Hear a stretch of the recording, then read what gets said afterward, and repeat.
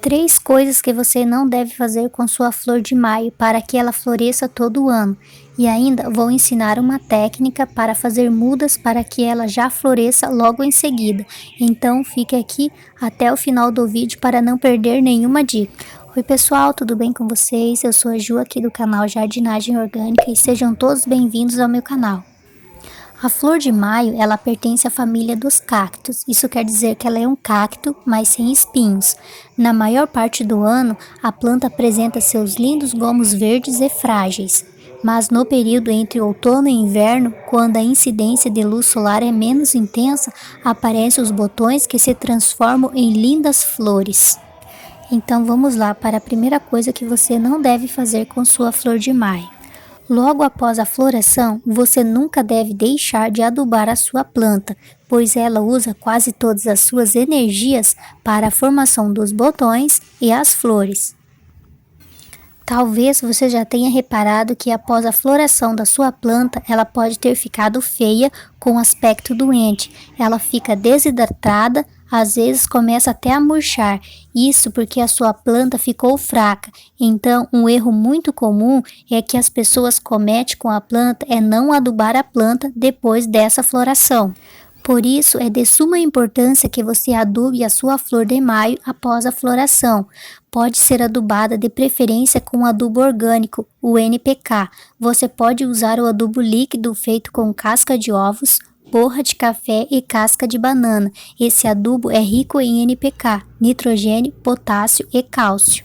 Aqui no meu canal eu já ensinei a fazer vários adubos líquidos, que é ótimo para colocar na sua planta. Vou deixar o link nos cards e na descrição. Mas se você não tem tempo de fazer esses adubos orgânicos, você pode usar o NPK 888, aqueles adubos que a gente compra nas floriculturas. Eu preferencialmente uso mais os adubos orgânicos que eu faço aqui em casa. Então, se você adubar a sua planta depois da floração, vai garantir que no próximo ano a sua planta tenha uma floração muito mais linda. A segunda coisa que você não deve fazer com a sua flor de maio é plantar ela em um substrato pobre. O substrato precisa ser rico em nutrientes e bastante arenoso, porque a sua flor de maio é um cacto. Lembra que falei logo no início do vídeo? Então, ela não pode ficar com o solo encharcado. E também, para garantir uma boa drenagem, você deve colocar no fundo do vaso a primeira camada de argila expandida ou pedra brita. Isso vai fazer a água escoar e assim o solo não vai ficar encharcado. E o solo rico em nutrientes vai garantir que sua planta já comece a crescer forte desde o início. E isso faz com que sua planta tenha força para a formação dos botões e ela vai emitir muito mais botões e vai ter uma floração muito mais bonita. A terceira coisa que você não deve fazer com sua flor de maio é com relação às regas. Tem que tomar muito cuidado com as regas. Por ela ser um cacto, ela não suporta solos encharcados e por isso, muitas das vezes, ela acaba apodrecendo e vindo a morrer. Vou dar uma dica aqui para vocês nunca errar na hora da rega.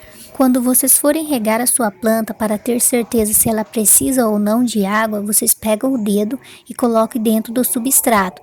Se esse substrato ainda estiver úmido, quer dizer que ela não precisa ainda ser regada, mas se estiver seco, está na hora de regar a sua planta.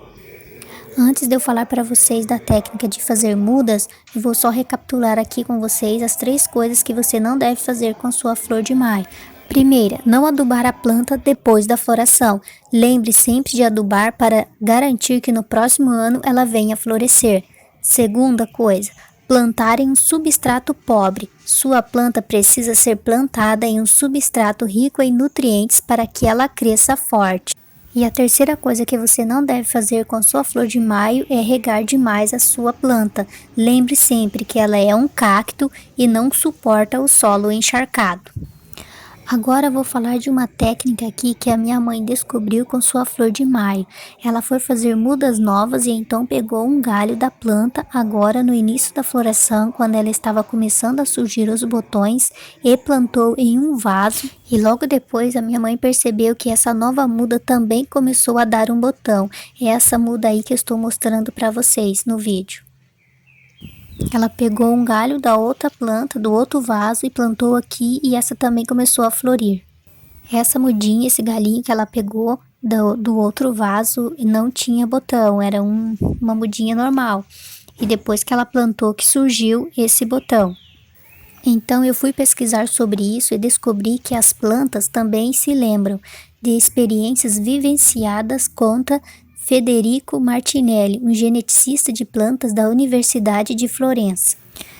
É como que se as plantas guardassem na memória somática esses acontecimentos e passam essas memórias para os descendentes. Que aqui nesse caso, o descendente foi a nova mudinha da flor de maio que a minha mãe fez. Então tá aí uma nova técnica de como fazer novas mudas da flor de maio e ela já florescer logo em seguida.